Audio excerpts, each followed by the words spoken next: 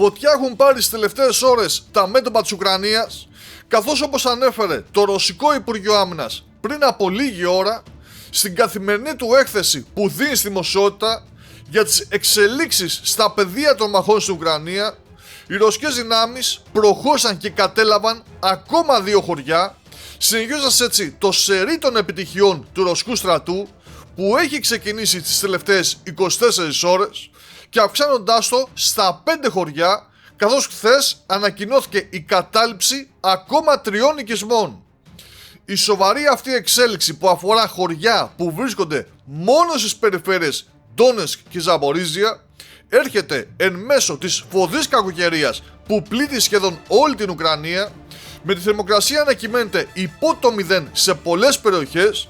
κάτι που φυσικά δυσκολεύει κατά πολύ τις προσπάθειες που καταβάλουν οι ένοπλες δυνάμεις των δύο πλευρών και εν αναμονή της αυριανής συνάντησης Ουκρανών και Ρώσων αξιωματούχων στο Αμπου Ντάμπι για την εξέβραση μιας ειρηνευτικής συμφωνίας. Αναλυτικότερα λοιπόν, όσον αφορά τον Ντόνετσκ, η ρωσική πλευρά ανακοίνωσε ότι οι μονάδες του ρωσικού στρατού πήραν υπό τον έλεγχό τους τον τελευταίο οικισμό που είχε απομείνει υπό ουκρανικό έλεγχο στα νοτιοδυτικά της πόλης Κωνσταντίνοφκα, τον Μπέρεστοκ, και τώρα φυσικά θα πλησιάσουν και από αυτή την πλευρά την πόλη για να την πολιορκήσουν, και το χωριό, το Ρέτσκογε, που βρίσκεται πιο βόρεια ανάμεσα στο Ποκρόφσκ και στην Κωνσταντίνοφκα. Αλλά εκεί που ο ρωσικός στρατός φαντάζει ασταμάτητος είναι η περιφέρεια της Ζαπορίζια και ειδικά η περιοχή που έχει την ευθύνη της η ομάδα δυνάμεων Ανατολή, που κατάφερε και προχώρησε ακόμα πιο δυτικά και κατέλαβε το χωριό Πέτροφκα που βρίσκεται βόρεια από τη Χουλιέπολη, αλλά επίσης και το χωριό Τερνοβάτογε που βρίσκεται ακόμα βορειότερα, καταλαμβάνοντας μάλιστα και μια αρκετά μεγάλη εδαφική έκταση. Στρατιώτες από την 36η Μηχανοκίνητη Ταξιαρχία Τυφεκιοφόρων Φρουρών του 69ου Στρατού Συνδυασμένων Όπλων Φρουρών της Ομάδας Ανατολή απελευθέρωσαν το χωριό Τερνοβάτογε στην περιοχή Ζαπορίζια.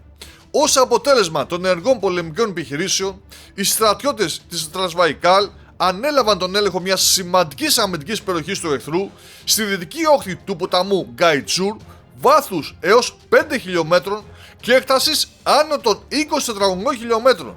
Εκενώθηκαν πάνω από 580 κτίρια. Ο εχθρός έχασε μεγάλο αριθμό ανθρώπινου δυναμικού, περισσότερα από 20 τεθωρακισμένα αγιοχήματα μάχης, περίπου 50 εξακόπτερα, καθώς και επίγεια ρομποτικά συστήματα, αναφέρει η ρωσική ανακοίνωση. Τέλος, φωτιά πήρε και το δυτικό μέτωπο της Ζαπορίζια, όπου επιχειρεί η ομάδα δυνάμεων Νίπρο, καθώς εκεί κατέλαβαν το μικρό χωριό Ρέτσνοε,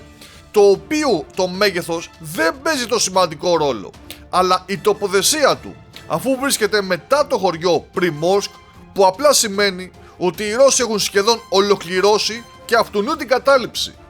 Αυτό που αναμένεται να δούμε τώρα είναι αν αύριο Κυριακή θα συνεχιστούν οι ρωσικές προωθήσεις, κάτι που θα επιβεβαιώνει ότι όντως υπάρχει πρόβλημα για την Ουκρανική άμυνα και πως οι Ρώσοι έχουν ξεκινήσει ένα νέο γύρο επιθετικών επιχειρήσεων, ειδικά στις περιφέρειες του Ντόνετσκ και της Ζαπορίζια.